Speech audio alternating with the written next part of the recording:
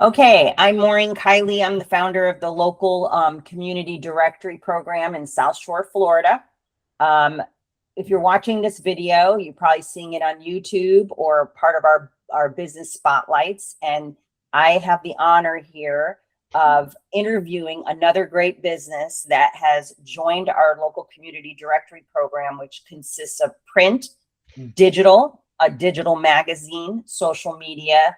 We're on Nextdoor. We're promoting really amazing, great local businesses and letting residents see the owners and the team behind the scenes that actually run a company. And this is all about going local. So I am honored today to have Max Cool here and Ken and Jason. Okay, Ken's, I'm going to mess this up, Salch, and Jason Morgan. These guys are the backbone of the company. And I am so honored you guys took time out of your busy schedule and your busy season to do this with me. So I really appreciate you a lot. And welcome to this interview. Thanks. Okay, so I think we're going to start.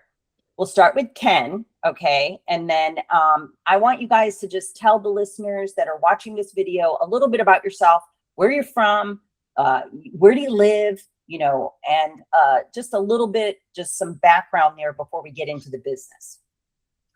Yeah, originally, you know, I'm a transplant. I'm not native, but I have been here 21 years now. Moved down from New Jersey. We were tired of the weather, and you know, just my wife said I want to go somewhere warm, so I suggested Tampa. We came down to the area. We lived in Riverview for 16 years, and now we're in Apollo Beach. We've been here for 5. Okay, and you have a family? Yeah, I have 2 Dogs, kids. cats? No animals, but just Okay. you know, a daughter and a son. Okay, cool. All right, and so Jason, what is your official role of the company? Your name?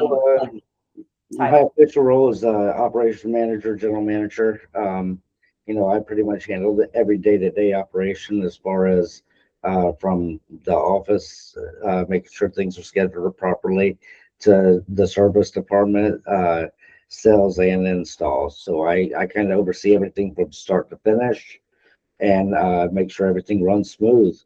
Okay, so, and where are you from originally?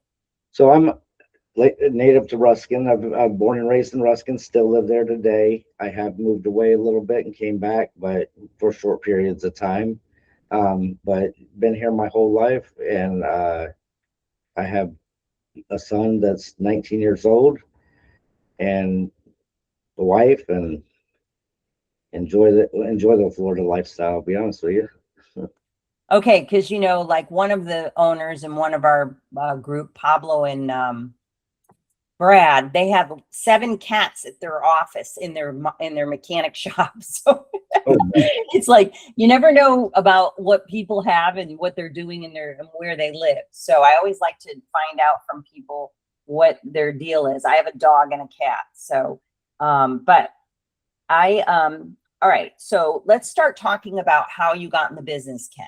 Okay, and then I'm going to ask Jason too how he connected with you and how long you guys been together. So let's talk about, I mean, you didn't just wake up one day and say, hey, I'm going to start an air conditioning company. How did you get into this? Well, I kind of did, but no, it was 2008. Had another job, worked for, you know, corporate company, and everything was going downhill in 2008 in Florida. You know, people were getting laid off left and right. Had a 2-year-old and a newborn, and said, hey, I need a backup plan in case I get laid off. You know, and what do we always need in Florida? It's always hot. People were always getting their air conditioner fixed. One of my neighbors, he worked for an air conditioning company, and I said, hey, you know, I used to help and do it in high school or college, and said, hey, you know, do you need anybody for the weekends? That's how I was going to get back into it. He said, of course, nobody wants to work weekends. You can work any weekend you want. So I started working weekends. I did that for several years. And then, you know, I said, and lots of my neighbors would come to me to, hey, can you fix my air conditioner? Hey, can you do this? Little jobs I could help them out with, but anything serious, I always wanted to stay in the law. So I'd have to push it back to the company I worked for. And it was their price. I couldn't help them out on the price. It was the company's price. So I decided and I looked into it. I said, well, I have qualifications to get my own license. Let me go get my own license. And then if they have a bad compressor or, a bigger job, I'm licensed. I can do the repairs. I can charge them what I think is fair because, it was a side thing and I'd have insurance, but just low overhead. And so that made me decide to get my license. I got my license, and then another one of my friends is like, no, we need to start a company. We need to start a company. So I was like, I don't know, I still have my other job. I didn't get laid off. He's like, hey, you got the license, you'll schedule it. I'll run the calls, and stuff like that. And that's, kind of how I started with just one truck in 2019. And, I started in October 2019 and then COVID hit. So that presented its own set of challenges. But, I think it was, at least for me, a little bit beneficial because people were home all the time. They needed their air conditioning. They noticed right away if the house was warming up during the day. They weren't getting home at 6 o'clock at night or 7 o'clock at night from work. And, oh my God, now the house is hot and I got to wait, and they could call me 1 o'clock in the afternoon. Hey, my air conditioner is broken, and we could, because we were just starting out, we had availability. It was okay. We can come out. We'll be out there in the next hour or 2 hours. So, gradually we built up to the point where when I was looking to move to Apollo Beach, I was like, I can't run this out of my house anymore. I have to get an office, So, it was getting, too much. I had, people in the office, service managers, installers, service techs. I needed somewhere to keep parts. My garage was always full of stuff. And, so I said, hey, we're moving to Apollo Beach. I'm going to open up my office in Apollo Beach. So, it took a little while to finally find some space because as most people know, there's not much space for an office like this. There's plenty of retail space, but that's not what we offer. We're a service business, right? So we just needed office space. So, we started off and, it's had its challenges the last year and a half with the economy, but, it's been good, and now my son, he wants to get into it. So, he graduates high school next year and he wants to go to trade school and learn the trade and get into it. So, we're doing what we can to foster that and push them along. That's a great idea because in this world today, trades are really the way to go in so many aspects of just people in sales and marketing. They're all getting laid off because of AI. Everybody needs an air conditioner fixed, or a new air conditioner, heating system. So, okay. So what did you do before your job, if you don't mind sharing? IT. Okay. So you're bringing a skill set of IT into your air conditioning business. Yep. Okay. Yeah, I went to college, worked in Manhattan for years, and then worked, did the same thing when my wife and I first moved here. And then, when everything blew up and the market crashed and they were laying people off, I got nervous. Yeah. So I, said, hey, I have to buy diapers and formula and stuff and food for my kids and keep the roof over their head. So, I just, did what I had to do at the time. And then, it, so far has been working out nicely. Great. Okay. So how, Jason, I'm going to just ask you, what is your experience and what have you been doing in your career before you two met up? Because I'm going to find out the backstory on that. And All right. So, I started doing AC in 2008 as well. We, my buddy actually is the one that got me into the trade. My buddy John, he got me into the trade. I was doing industrial construction. It was time for a change, and I seen that he, was doing AC and he was making really good living, doing it. And he'd been doing it for a few years, and he was just moving up really, really fast in it, and making a lot of really good money at the time.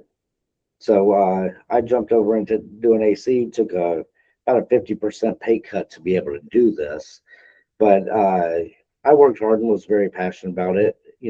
Started off as a helper doing installing, moved into a lead position within about 9 months, and started doing little classes and courses to get my certifications. And I just took off with it. I mean, it come really natural to me.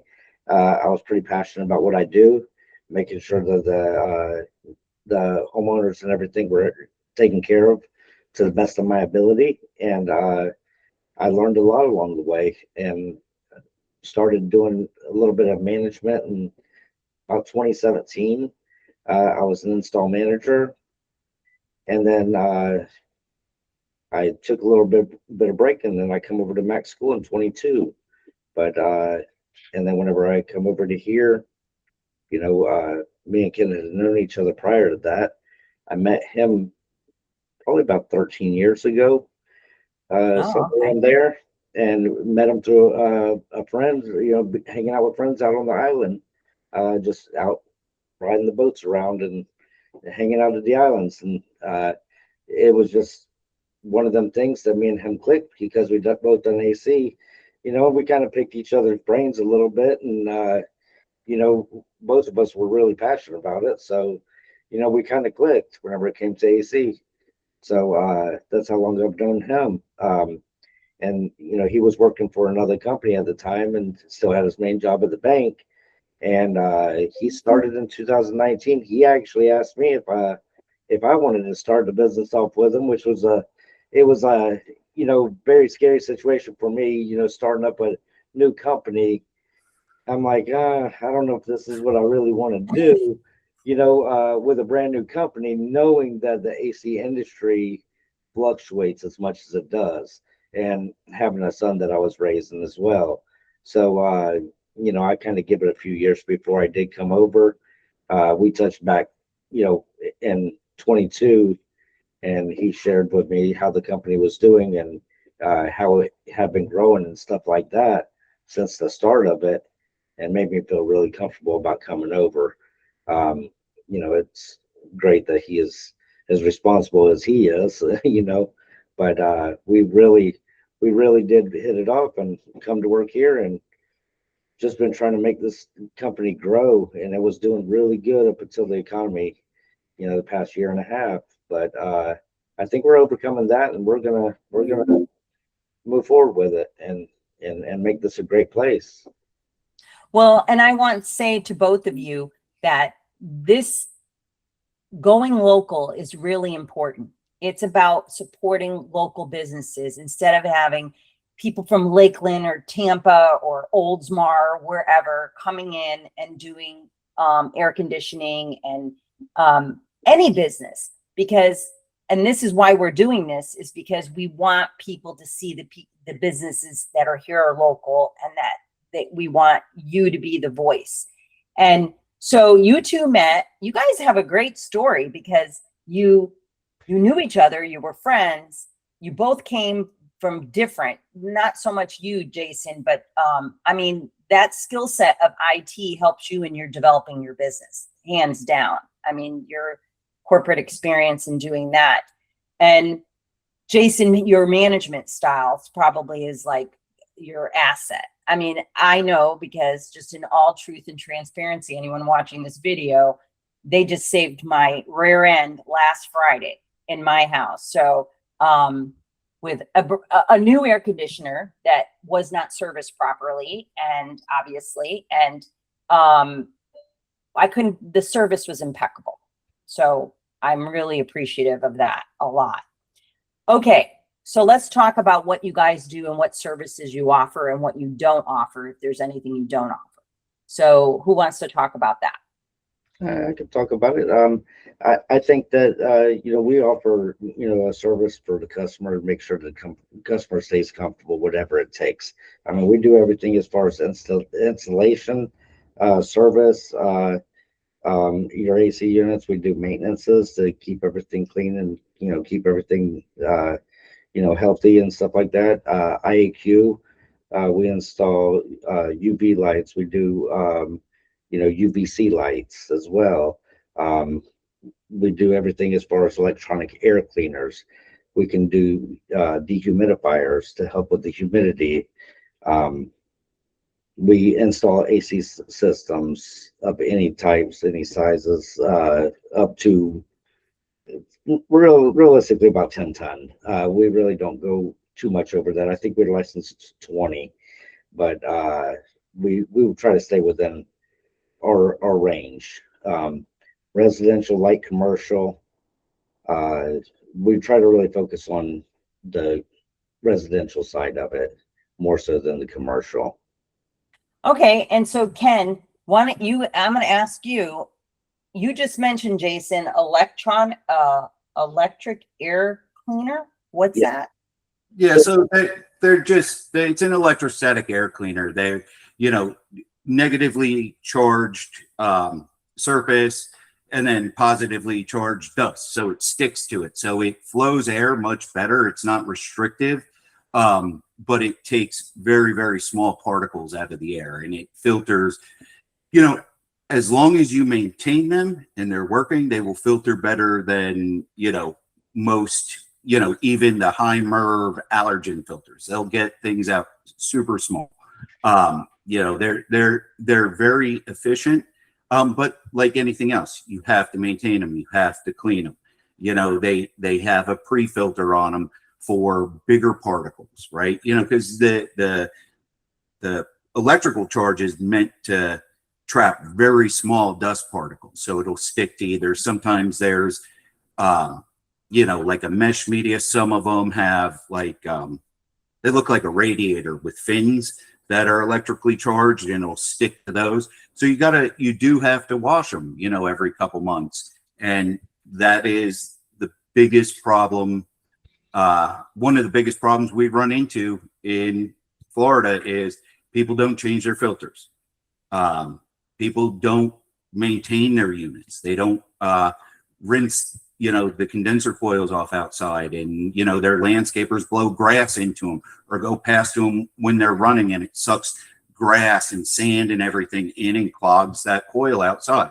When that happens, it can't cool the refrigerant as efficiently, which means it comes into your house warmer, doesn't cool as good when that gas expands, and, which leads to higher energy bills.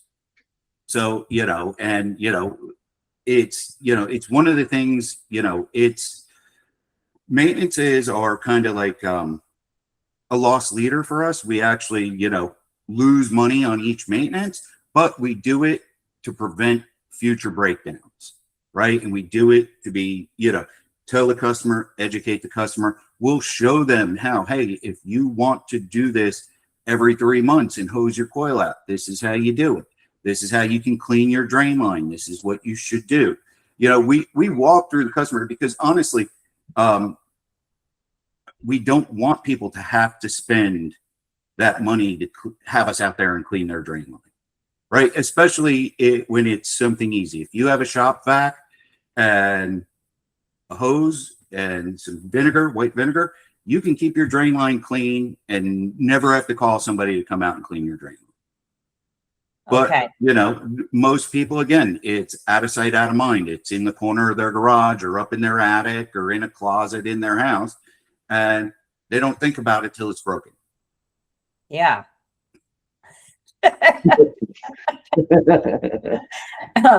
Okay. So what about the UV? Is it called the UV lights or something? Yep.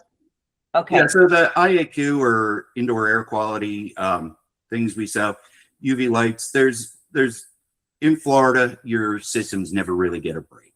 You know, we got a lot of people from New York, New Jersey, Connecticut, Pennsylvania, from up north that never had to deal with the humidity and year-round running conditions we do here. So, you know, but biological growth in your air handler it's a big issue here, right? So the UV lights, they're actually sterilizers. So what it does, it runs inside your unit and it keeps that biological growth and bacteria from growing. It puts it in a hostile environment that it can't grow, it can't reproduce. How long do those things last?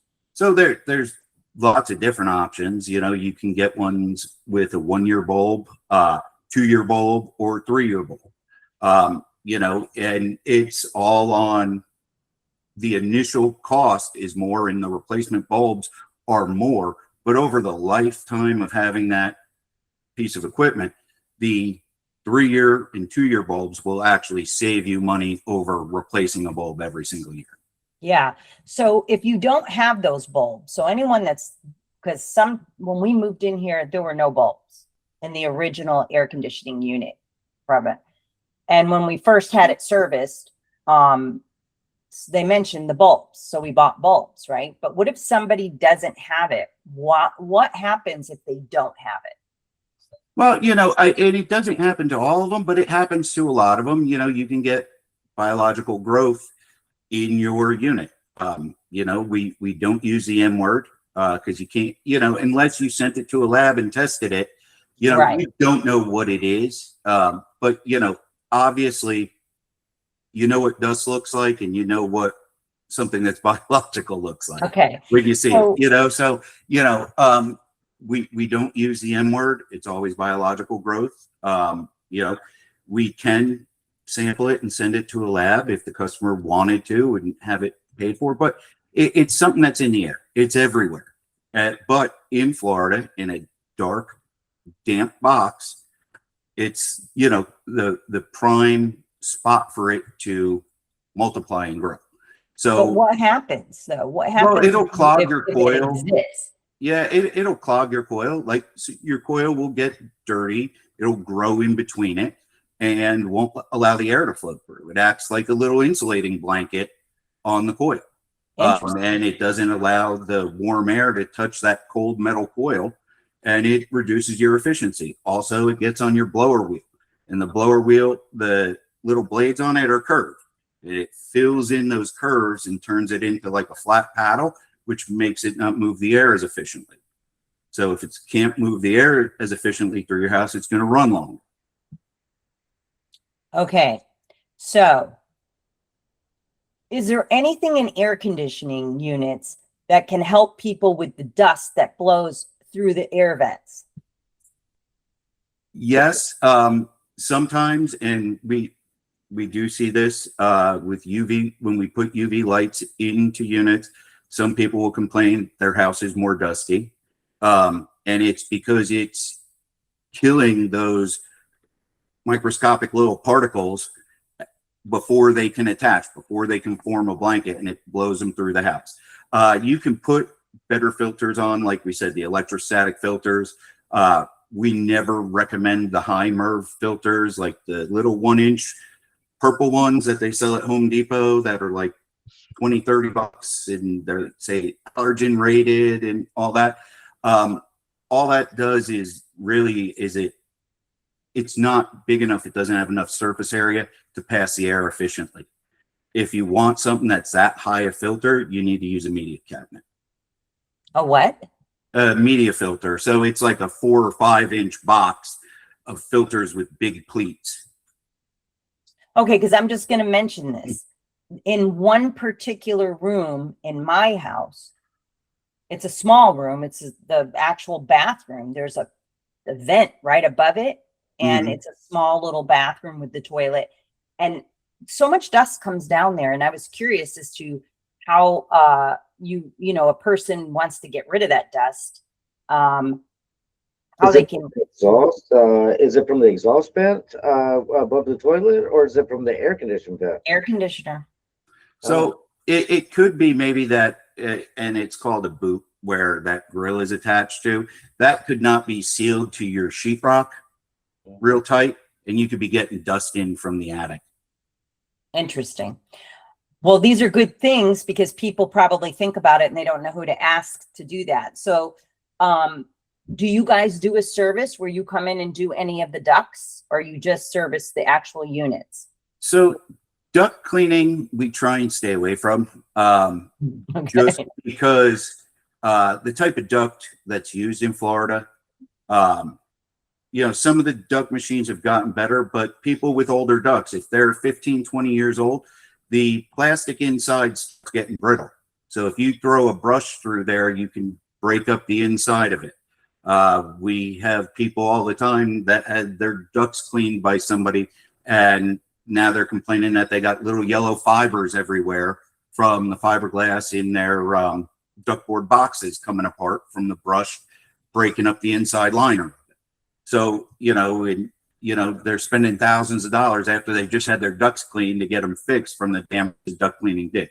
Now, in old sheet metal ductwork, the rotor brushes, the duct cleaning, that worked great. But if you really have good filter maintenance on your unit, your supply side ducts should not get that dirty. They shouldn't get dusty. That air is filtered before it goes into your ducts. So Yeah, so the key is that filter for sure. That Yeah. filter. And what do you guys recommend? Once a month or sooner? Or when they're depends dirty? on the filter, and if you have animals and what you keep your house set at and stuff like that. In the summer, I would say, 30 to 60 days, and especially if you have dogs and cats and stuff like that, because their fur and their dander clogs those filters up real quick. In the winter, you can probably get away with the 90 days, on those filters. And you don't have to spend a whole lot of money on the filters. The $10 filter is more than adequate for the biggest stuff that's going to clog or harm your air conditioner. It also Okay. depends on too is if you do have a little bit of dust on your filter, that's great because dust attracts other dust. So but if you can't see through it, it could be the smaller micro dust that actually clogs it up, and it may not look real dirty, but it might be discolored. But if it's got if you can't see through it, it's not. You probably can't get air through it, so you got to be really careful. But like I said, a little bit of dust is not bad because it does attract other dust. Right. And then as soon as you should just check it probably once a month, especially if you're running your unit a lot. And always, when you change your filter, make sure the unit is not running. We get people all the time that try and change their filter while the air handler is running, and before it's in there, all four edges, it gets sucked in and bent, or it gets stuck, it gets jammed up. They can't get it in or out yet. Just make sure the unit is not running when you change that filter. It'll be much easier to pull the old one out and easier to put the new one in. Okay. All right. So let's talk about hurricanes and big storms. And as we know, we got hit a lot in the last few years. So is there anything that you would recommend for people's AC units, and heating too, right? So it's really HVAC, right? Mm-hmm. Yeah. Do you have anything that residents can do to help secure their units? Well, I would start off by informing homeowners to know the elevation of their units, to make sure that their units are installed above the floodplain. Which I think is 11 feet in this area for an average storm. I mean, if you're getting a category 4 or category 5 storm, we could have 20 feet of water or better surges, which you're going to have more problems to worry about than your AC at that point anyhow. Yeah. But, like a category, I think we had a category 2 or 3 here past year or two ago, and we got like a 9-foot storm surge in there. And if everybody's AC was up above that 11 foot, none of them would have been flooded. So, when possible, let's get the ACs elevated up, and we can actually install them on wall brackets if the wall is, able to be mounted, to. So if we can mount it to the wall, that'd be great. So do a lot of people have them in their attics?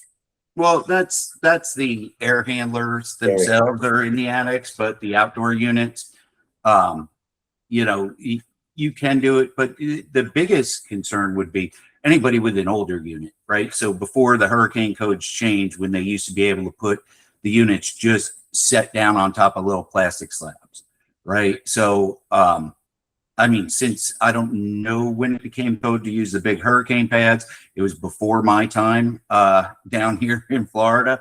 But, you know, now there's 4-inch concrete slabs that are hurricane rated, you know, that the unit has to be bolted to, you know, so that unit doesn't pick up and go flying, you know, in a storm. Right. You know, the biggest thing, you know, and we see this sometimes, especially houses near the water that are built on old wood platforms, and the platforms are pretty rotten. You know, make sure your platform is good, you know, or if you're thinking about replacing it, get a price to replace that platform too. Because if it's, you know, if it's not solid, you risk damaging, you know, a significant investment that you've made in your home. Yeah, and especially with the wind and everything, and if it moves, it can also just damage other things within your property, right? If it's not bolted down properly. Yeah. What about the units in the closets? Like, is there anything you can do? So I'll just give you a frame of reference. In California, we, when I lived there, we had to earthquake proof our hot water heaters, strap them down. Mhm. So, and that was just part of the code that you had to do that. So is there anything you can do, like when a storm comes here, should you be concerned about the air conditioning, the actual unit inside a closet that's like in your laundry room or whatever? I mean, if the water gets that high, you have bigger issues than your air conditioner get wet. That means all your sheetrock's wet, your furniture is wet, your walls are destroyed, your floors are destroyed, your cabinets are destroyed, your oven's destroyed, you know, if the water gets that hot, you know, so, you know. Yeah. Okay. I get it. Yeah. You know, so you have bigger problems than worrying about your air conditioning at that point, I would think. So why do some houses have 2 air conditioning units versus 1? It's just, you know, the size of the home and how that builder or engineer decided to break up the cooling. You know, on a 2-story house, 2 units or a single unit with a zone system works much better than if they just put in 1 unit and 1 thermostat. So a zone system effectively has dampers in your ductwork. So if it's hot upstairs, but downstairs is cool enough, it closes a damper valve in the ductwork, stops cold air from blowing downstairs, and puts all the cold air that machine's making into the upstairs to cool that off. If you don't have a zone system, you have to kind of pick where you want that thermostat, and you know, it's going to cool that area to what the thermostat's set. Where if the thermostat's upstairs and you want it 75 degrees upstairs, it's 75 upstairs, but it might be 70 or 68 downstairs in the summer because the upstairs is getting all that heat from the attic. How do you get a zone system? You know, it depending where your unit's installed and how your ductwork's run, and if things are accessible, they're not hard to add after the fact. But you know, there's a cost involved. It's labor intensive, and it especially depends on where your primary thermostat is. So, you know, because you need to install another thermostat. And is where you want to install the second thermostat, is that accessible? You know, there's lots of things if you don't want it, because a lot of people don't want to go through the hassle, especially with the textured walls we have down here, of cutting blocks out to get around fire blocking or drilling small holes so we can get wires through and around. things of that nature. Because it's very hard to match it up afterwards. Match that Okay. picture. So I have two more questions, and then I'll ask you guys if there's anything else that you would like to say. If I had to buy a new unit, okay, do you like offer any kind of financing for people? How does it work for people? Because it's a big expense, right? Mm-hmm. So I'm sure you probably get asked that question a lot, especially in this economy, correct? Yeah. So, I mean, we take all forms of payment, cash, check, credit card, but we also offer financing. We have some preferred financing options. We even have a company that started a leasing program for air conditioners in Florida. Oh, really? So yeah, so you can lease it. And the leasing program, it's actually kind of neat. Haven't really used it yet. But it's, when you buy the unit, you get 10 years parts, 10-year labor warranty, and it's a 10-year payment term on your lease. And then at the end of the lease, you can either buy out what's left, just like if you leased a car, if you wanted to keep it.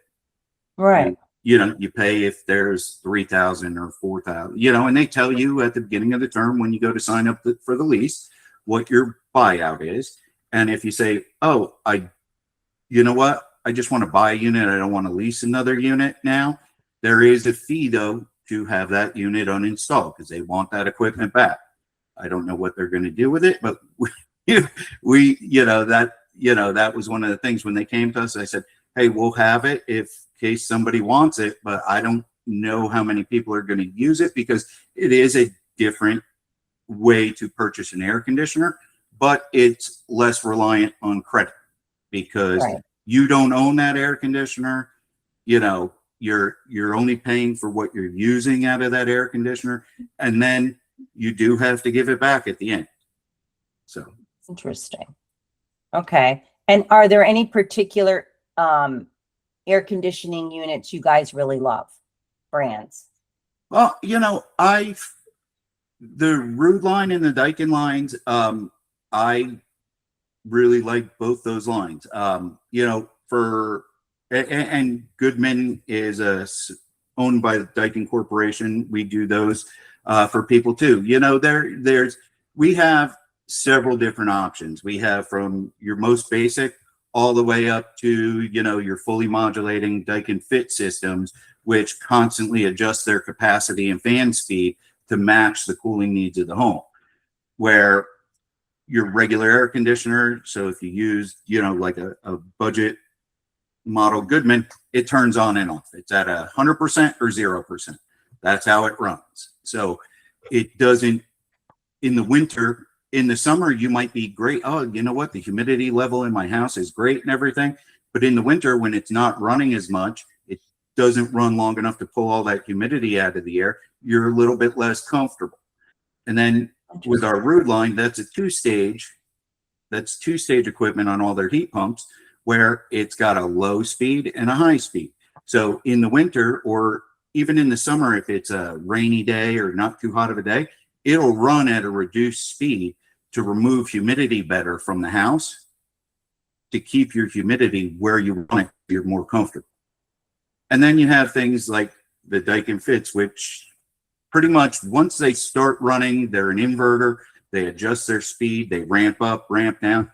They'll run almost all the time. But it's constant airflow through your house. It's very even cooling throughout the house. You don't have as many hot and cold spots. It'll maintain, you can set how you want your humidity. You can set, they're great units. It's just, we tell people when they break, we're a lot of times waiting on parts because it's there's all kinds of inverter boards and control boards in them that you can't carry on your truck. You have to get from the manufacturer, right? And if the distributor doesn't have it, we're waiting a week for parts. Yeah, Wow. I always tell customers too that there's always a price to pay for comfort. You know what I mean? And the Daikin Fit is probably going to give you the best comfort in your house because of it running all the time. It's controlling that humidity and all that. Now, they are a little bit more expensive, and they're a little bit more expensive whenever they break. So that is the price that you're going to pay for that comfort. It's going to cost you a little bit more, and then it's going to cost you a little bit more downtime whenever it does if it does break down. But because, like I said, there were special order parts that we have to put back into it, and sometimes we're waiting on the parts. So there's a plus and a minus to it. But I really like the product as far as for the everyday comfort. It gives you a comfort like you've never felt before. And Good to know. yeah, and whenever you're controlling humidity, you're really controlling your electric bill too, because humidity is what builds heat. So if you can keep that controlled as far as with the humidity lower, it's not going to build heat as fast, and you're not going to be gaining that heat and using as much electricity to cool it back off. So Well- you guys, what is the recommended humidity rate then, if you want to do that? So it really depends on the person. Okay. You know, you really, and over 60, 65, it's 60 to 65% indoor humidity. You really start feeling it. I myself prefer in the mid 50s. If it's drier than that, you feel it in your nose, in your eyes. But, you know, people that came from Arizona or California, they're used to very low humidity. 50% humidity in their house or 55 might be too high and they feel sticky, right? That's, you know, the sticky feeling when you lay down in bed and your sheets feel like they're sticking to you. That's because it's too humid in the house. So if you drop the humidity, you're more comfortable at a higher temperature too. So, you know, where 75 degrees at 60% humidity, you're like, okay, I'm comfortable. But if you can drop it down to 55% or 53% humidity in the house, you may be able to keep your house at 77, 78 and feel just as cool and comfortable. Okay, you guys need to teach this to people. Do people really know this stuff? Especially with everybody coming from everywhere. I just explain it to people. Hey, when it's 90 degrees outside and we have 60% humidity, you go outside and you're not sweating so much. But 80 degrees and 90% humidity, you walk outside and in 5 minutes, you're dripping sweat, your shirt is soaked. It's, you know, it's the same thing, right? The So you have to moisture on be your kind of body evaporates and keeps you cool at lower humidity than it does at higher humidity. All right. Well, I have a Google Nest and I have 2 units and 2 of them are separate for in the house. And it is like a war. And I think that people don't really know because you don't spend the time to understand how to utilize your thermostat correctly. Some days I wish I'd go back to the old school one, you know, Yeah. instead of the Google Nest. And all of a sudden it has a mind of its own. I mean, do you ever have people complaining to you about that? Like your thermostat all of a sudden starts just doing stuff and it changes the temperature after you set it? Yeah. So, I mean, that can happen with regular thermostats too, if you don't have them on temperature hold and stuff like that. But the Nests, we run into it a lot because people leave on the automatic scheduling learning. So if you have it set at 78 and then when you go to bed, you turn it down to 75 and then, you know, you do that for a couple of days, it'll create a schedule and just automatically change for you. But what happens is sometimes people are like, oh, I'm going away on vacation, so I'm going to turn my air conditioner up to 83. And they leave it on 83. Then when they come home from vacation after a week, they turn it back down to where it is. Well, all of a sudden it says, hey, well, when this was set to 83, it was 9 o'clock in the morning. 9 o'clock in the morning the next day, it's going to bump it back up to 83 degrees because it relearned your pattern and schedule. So we do see that from time to time, people. I used to use the Nest. Didn't like it as much. They are. I turned it off. They are I super turned off the convenient for schedule. people. You know, the app is nice, but you know they can get confusing for people. Well, Yeah. that's the other thing too, is they also are equipped with a geofencing. And if you have that app on your phone and you have that geofencing turned on and you leave your house and you get outside of that radius, it's going to go ahead and turn that like you're going away, and it may not come back on. So your house might go up, and then whenever you get in within that fencing, it comes back on. So you got to be careful with that geofencing and how it's set up. Yeah, I would As agree. well, because that I- geofencing could be where you see that fluctuation in your temperature, because you walked out of that radius. Yeah. Yeah. So, Well, the go ahead. most important thing is, be educated about what you're buying. A lot of people just think it'll just be some magic pill and it advertises, 10% electric savings. It's only 10% electric savings if you utilize all the different features it has in, and some are inconvenient because you're like, hey, well, I work from home 3 days a week and I want to keep the house lower than when I go away to work. Or they set, I have 2 air conditioners, so I'm going to set downstairs at 75 and I'm going to put upstairs at 80 because I don't go up there much. Where you start running into issues because your air conditioners in your home is one big envelope. It's not separated. You have a stairwell, you have hallways, you have things like that.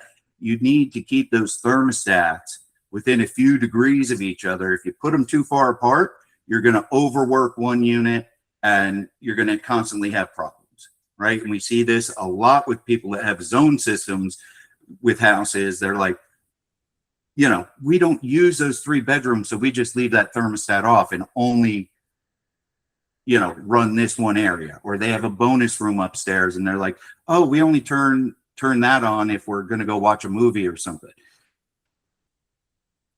The system was designed to work as a whole, and you're cutting half of it off. So now you're trying to force all this air and airflow into one area of the house. It's not going to dehumidify as well. It's not, they size these things to bring your house to a certain humidity and bring it to a certain temperature. This is very interesting, you guys. And so when you think about your competition, all right, what makes you unique? We care. We do. We care. People are spending a lot of money to buy a new air conditioner or even to fix them now. It's gotten so expensive. We really do care. We try, our value is in our caring and the people that work for us caring about the customers, even the girls in the office. Now, caring isn't the same as saying, hey, the customer's always right, because, we get that a lot too today. People complain for the sake of complaining. And if there is nothing wrong and nothing we can do to make you happy, I'm sorry, there's nothing we can do to make you happy. You just, they want something for free. Well, that's not the problem we fix. That's something else that you're having a problem with. So you're not getting, this for free. We are a business. We have to set our prices to maintain the business, and insurance and vehicles and everything have gotten outrageously priced. But we do our work for a fair price. And like I said, our quality and our people are what sets us apart, right? I can definitely tell that just from my first experience and talking with Jason the first time, with Mel, your wife. Yeah. And people get mad at air conditioning companies or even plumbing companies or electricians. Every time they're here, they're trying to sell me something extra. Well, yes, that is because we're a business, but whether people believe it or not, so is Walmart and so is McDonald's and every place you go, when you see those extra little banners, 2 for 1 or this for that, they're trying to make you say, you know what? That's a great deal. I didn't need it today, but I'm going to pick it up. I'm going to put it in my cart. You know, Yeah. would you like to supersize that meal? It's only $1 more. Well, they made $1 for using 10 cents more product, you know, so, you know, they got you to spend more money. I mean, that's it. And like I said, It happens. maintenance is our loss leader, right? It costs us more to get there and do the maintenance than we charge for the maintenance. Right, and we're not a company that's trying to sell something that we don't see that you can use. You know what I mean? Like if your blower's dirty and it's getting starting to get buildup on it and biological growth on it, we may say, hey, we need to clean this and get a UV light in there to be able to control this. And we're going to show you, this is what you're starting to grow, around your blower. So like I said, it's more of stuff that you're needing, not necessarily just to sell you something. So don't take it like we're gonna just sell you something that you don't need. We're only gonna sell you something if you need it, or if we can see that there's a use for it. Yeah, and we're not pushy, right? So, and that was a bad rap with a lot of AC companies, and even places I've worked in the past. They're like, no, you have to offer this, this, this. You have to give 5 options of this, and push and push and push, and don't take no the first time. That's not us. We offer you what we have to offer you. If you're not interested, great. We told you about it. So and that's all we need to do. If we clean a unit and we say, hey, we're cleaning your coils, we recommend putting a UV light in it to stop it from coming back, growing back. And you say, no, I don't want to spend that money right now. Okay. Don't get mad next year when we come back and it's back and you have to spend extra money to clean it again, because we told you how we could prevent it. You chose not to do. So, and that's where I say, where I'm like, the customer's not always right. No, we offered it to you. You declined. It's not my fault. Well, and you know what? I value this, and I value this video, this interview with you guys, and I think a lot of people are going to, because, one of the things when we put in our pool and hot tub, and we have like a 8-man hot tub attached to the pool, they never told us. And we were like first time putting in a pool. We've had pools, but they were already in. And one of the things that I found out from one of our other pool designers here in our group, when I told him the issue I had with the jets in the hot tub not being as powerful, he said, well, did they ever offer you a second pump? Because you have a pretty big hot tub, and that would have to be plumbed a different way. It was never offered and never even discussed. And I think what you're doing here is very valuable, because you're explaining some things to people that may not understand it. And I definitely think everybody should have that UV light. I mean, let's face it. You wouldn't want, what did you call that? You didn't say the M word. But you don't want that in your house. Yeah, I mean, and I try whenever I talk to people to use analogies of, things they can understand, again, because your AC is out of sight, out of mind. It's in a closet, in the garage, or in the attic. When I open it up and take a picture and it's filthy, I'll say to people, if this was your refrigerator and you opened it up, what would you do? Clean it. Perfect. Right? Would you like, I'm here today. I can take care of it if you'd like, and that's it. If they say no, okay, you don't want to clean it. But, keeping it clean and maintaining it will make it last longer.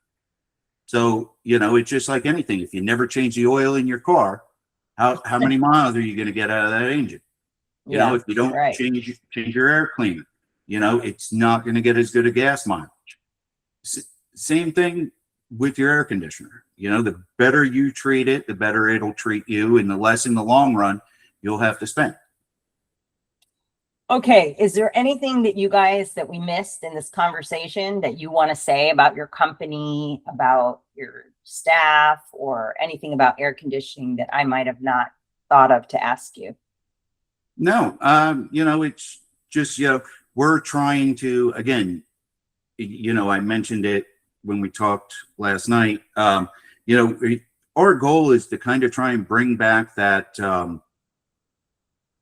small hardware store, or, you know, people that grew up in small towns, a delicatessen that's owned by the family, not your 7-Eleven deli, right? You know, it's the Wawa. you know, it's the one where you see, you know, the father, the mother, the kids are working there. You know, my wife is involved with the business.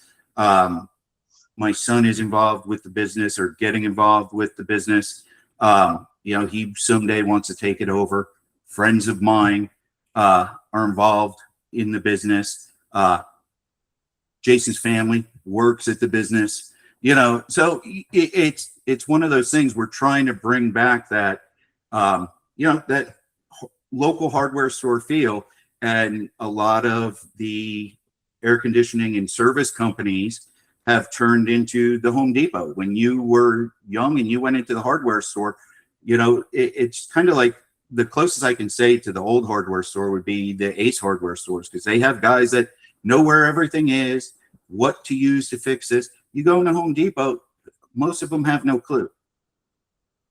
Yeah, you know, that's for sure. I agree. and it's the same thing. You know, a lot of the private equity or bigger companies are turning into the Home Depot or Lowe's of air conditioning, where it's just, hey, they're salesmen. They don't know how to fix it. They couldn't fix it if they wanted to. Yeah. But you know, we're trying to be different. And that's why we created this program, is to help bring small business to the limelight.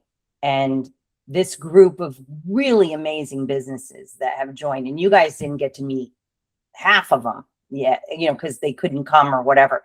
But I think this movement, and I can see this going to happen, because I have some friends that are doing something similar to what I'm doing. We teamed up, and one of them is my printer, and they're doing it out of Michigan. And we're seeing a resurgence of people saying, hey, we want to use local businesses. We want to stop this, you know, because local business is the heartbeat of America and small business.